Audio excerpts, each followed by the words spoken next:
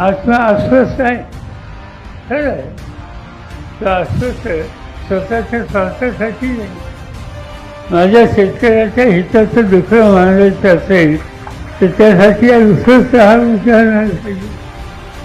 आज सवण देशामध्ये सामान्य माणसं हे महागाईने संकटात आली, लोकांना संसार प्रपंच करणं अवघड आहे आणि त्या संबंधीची भूमिका मांडली आणि त्यासाठी अस्वस्थता दाखवली. ते समजा वेळेला ही अस्वस्थता ही दाखवल्याची अस्वस्थ अवस्था नाही, कारण अडचणीच्या माणसाचं दुखणं हे मांडणं आणि त्याची सोडवणूक करण्याच्यासाठी प्रयत्न करणं हे महत्त्वाचं काम आणि केलं पाहिजे.